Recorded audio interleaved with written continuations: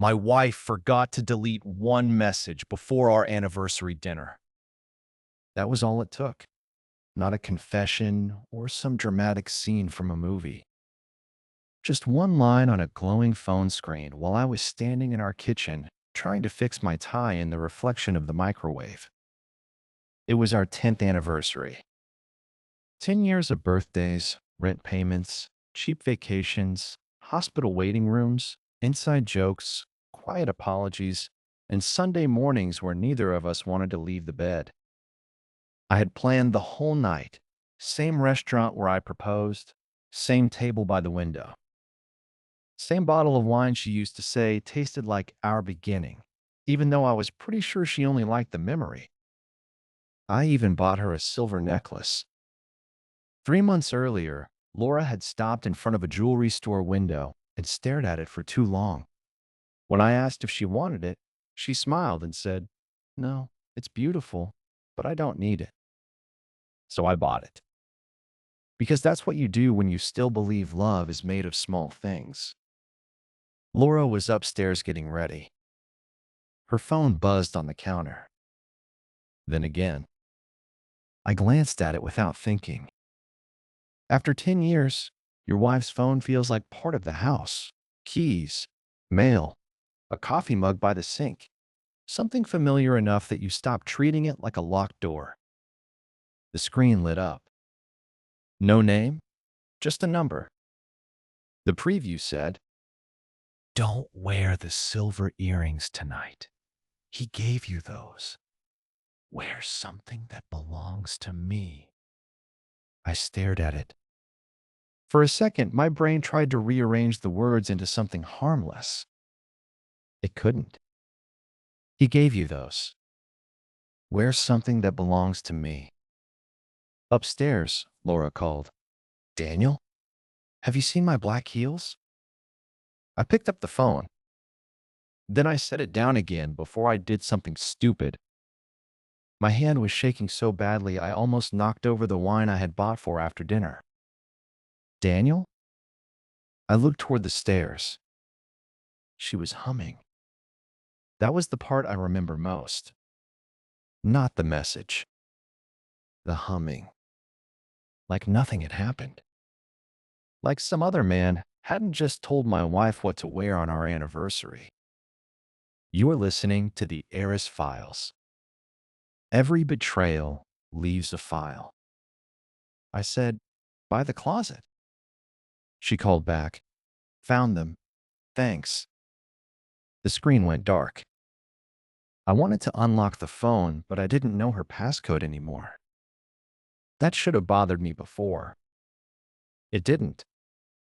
Trust is strange that way. You don't lose it all at once.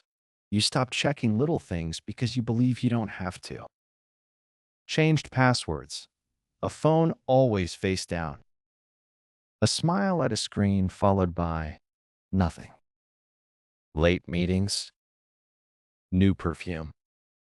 Gold bracelets you never bought.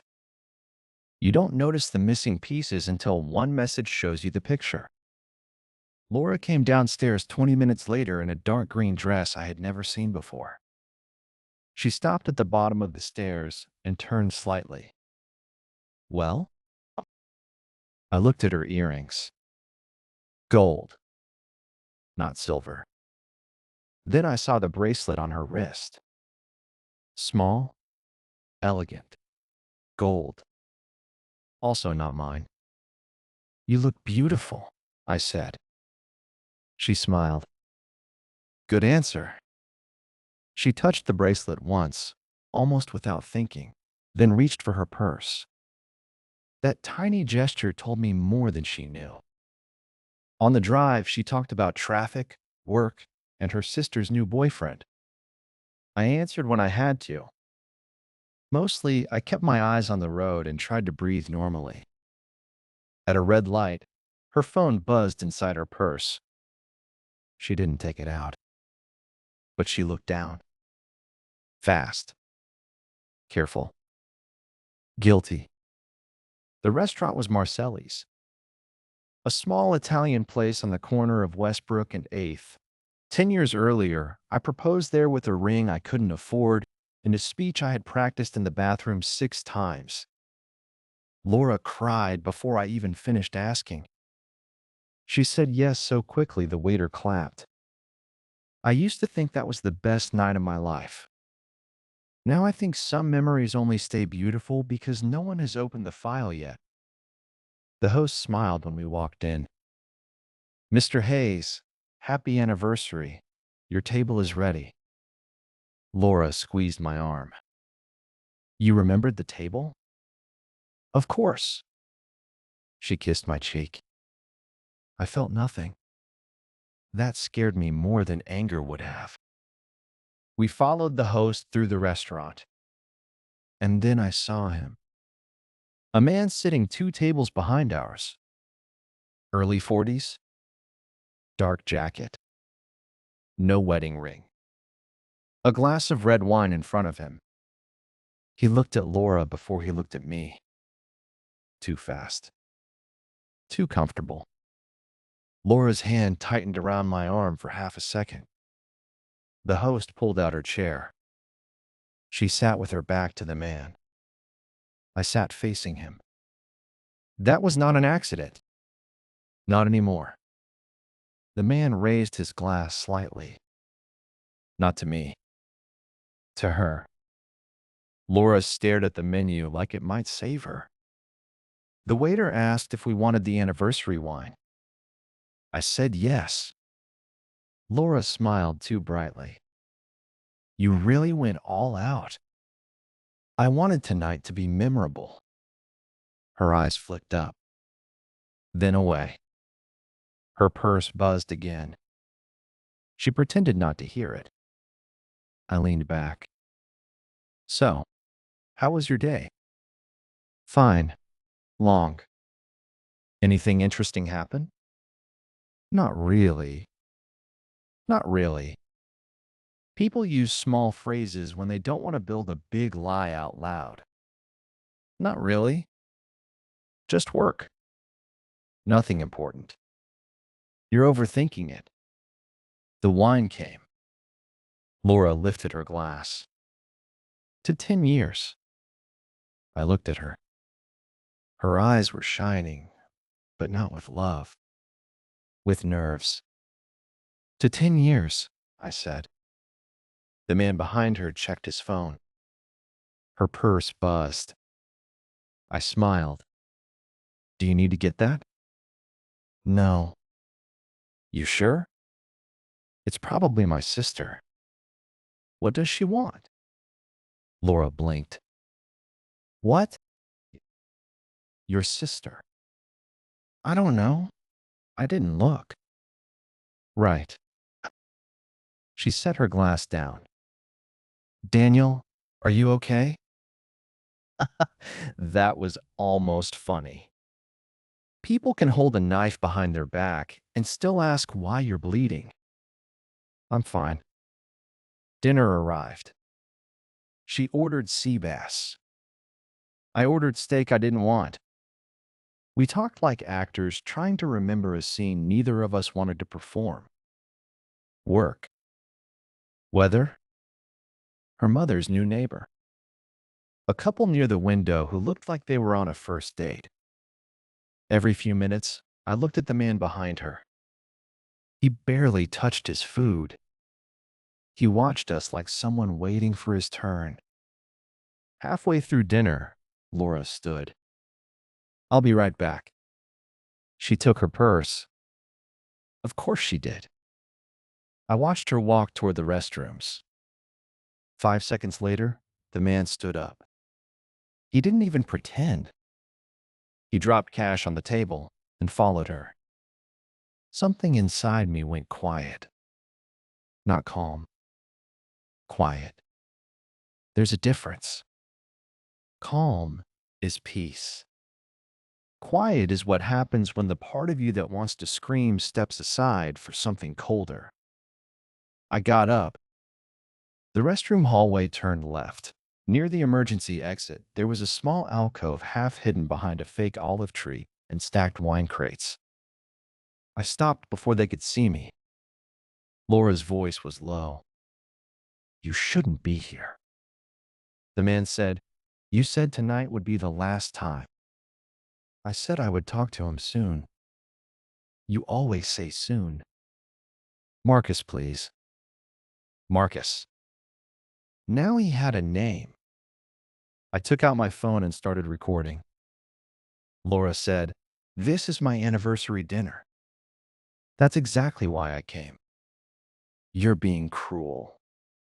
No, cruel is letting him put that necklace on you while you wear my bracelet. The bracelet. He stepped closer. I couldn't see them, but I could hear the silence change. Laura whispered, I can't do this here. Then tell him tomorrow. I need time. You've had a year. A year. Not a mistake. Not a bad night. Not something that happened once and died. A year. Then Marcus said the thing that burned everything down. You promised me that after tonight, you would stop pretending to be his wife.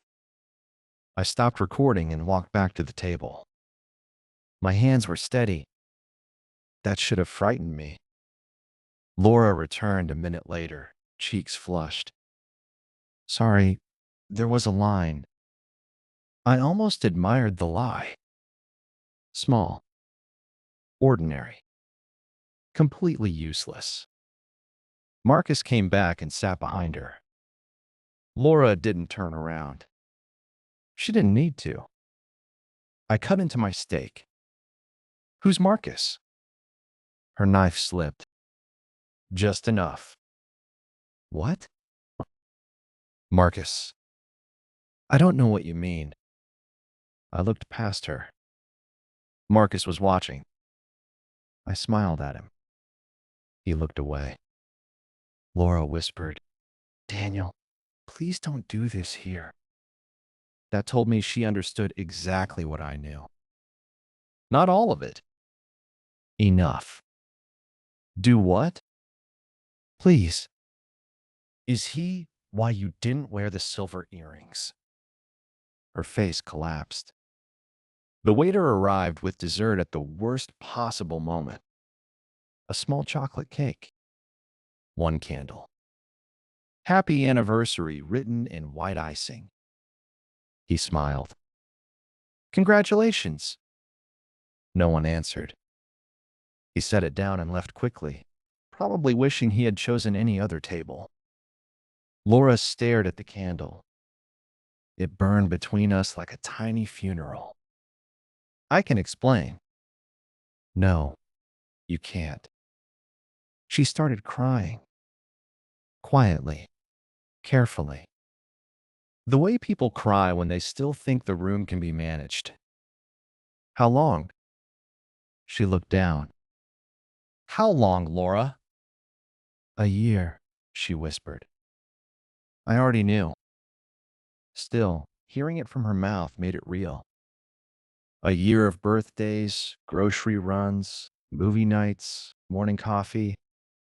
A year of her sleeping next to me while part of her belonged somewhere else. Who is he? Someone from work. Someone from work bought you jewelry? Daniel. What else did he buy? Please. What else? The bracelet. A few things. It wasn't about that. It never is, apparently. People take gifts, hotel rooms, attention, secrets, and a second life. Then say it wasn't about that. I stood. Laura reached for my hand. I pulled away. Marcus stood too. That was his mistake. The restaurant had gone quiet in that subtle way people pretend not to notice. I looked at him. Sit down. He didn't. So I raised my voice. Marcus, right? Laura whispered. Daniel, stop. I looked around the room. Sorry to interrupt everyone's dinner. Marcus came here to watch my wife celebrate our anniversary. A woman at the next table covered her mouth. Marcus stepped toward me. Man, this is between you and her. I laughed once. No humor in it. You came to my anniversary dinner. You made yourself part of it. The manager appeared. Sir, is everything okay? I looked at Laura, crying. Then Marcus, angry. Not ashamed, angry, as if I had embarrassed him. That told me everything about him. I took the necklace box from my jacket pocket and placed it beside the cake. The silver necklace. The one I had waited 3 months to give her. Happy anniversary, I said. Then I walked out. Laura followed me into the parking lot. Daniel? I kept walking. Daniel, please. I turned. The restaurant lights behind her made her look softer than she deserved. What do you want me to say? She asked. The truth. She wiped her face. I didn't mean for it to go this far. That sentence again. People never mean for it to go this far. They only mean to send the first message. Hide the first call. Accept the first drink. Tell the first lie. Then one day they look around and act surprised by the distance. Did you love him?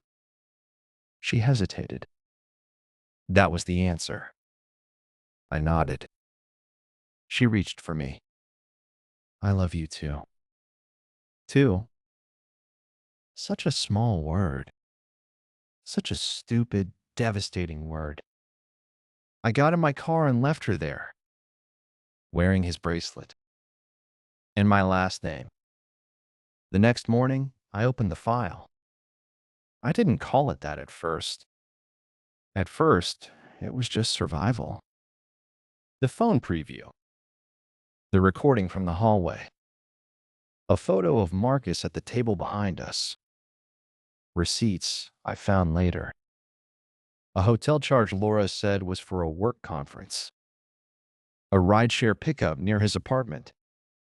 A reservation from 6 months earlier. At Marcelli's.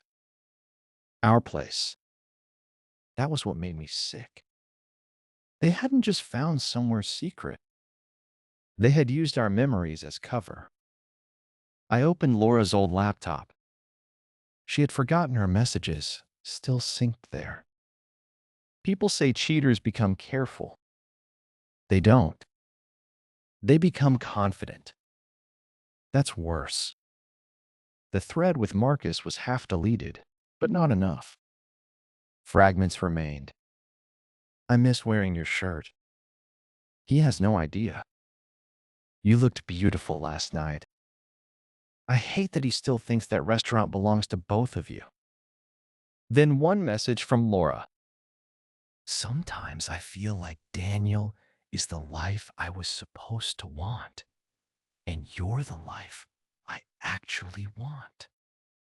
I read that one more than once. Not because I wanted her back, because I was trying to understand how someone can sleep beside one life while planning another. Later that day, Laura came home. No makeup. Wedding ring still on. That annoyed me more than I expected. She stood in my office doorway. Can we talk? I turned the laptop toward her. Marcus's messages were on the screen. She froze. I said, talk. Her first words were, you went through my laptop? I almost laughed. That was the hill she chose. Privacy. After a year of using secrecy like a second language, you brought him to our anniversary dinner. He came on his own, but he knew where to go. She had no answer.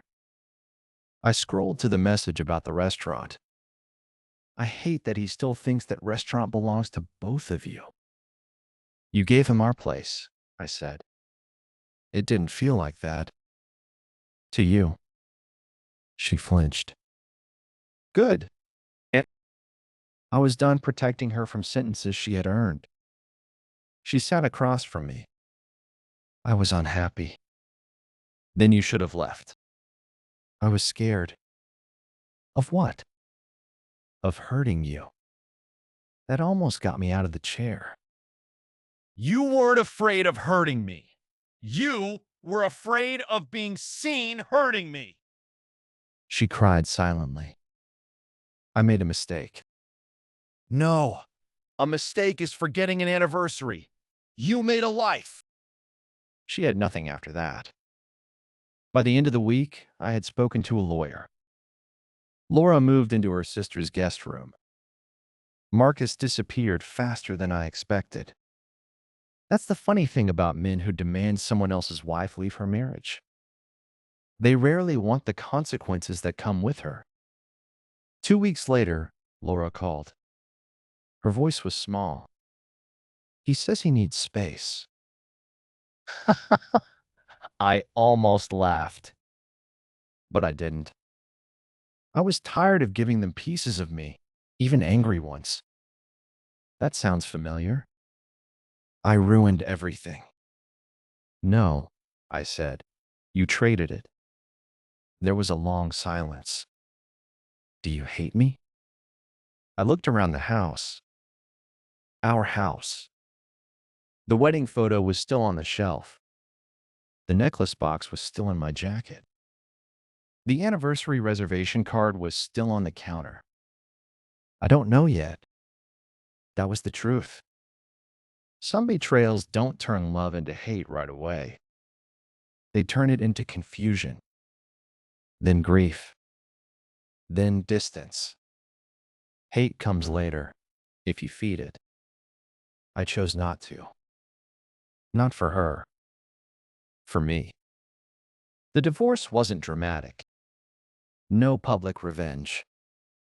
No destroyed car. No screaming on the lawn. Just paperwork, divided furniture, friends choosing sides, and the slow humiliation of telling people the anniversary dinner didn't go well. My mother asked if we might work it out. I said no. She said 10 years was a lot to throw away. I wasn't the one who threw it. That ended the conversation. 6 months later, I went back to Marcelli's. Not on an anniversary. Not with another woman. Just me. I sat at the same table by the window. The host recognized me and pretended not to.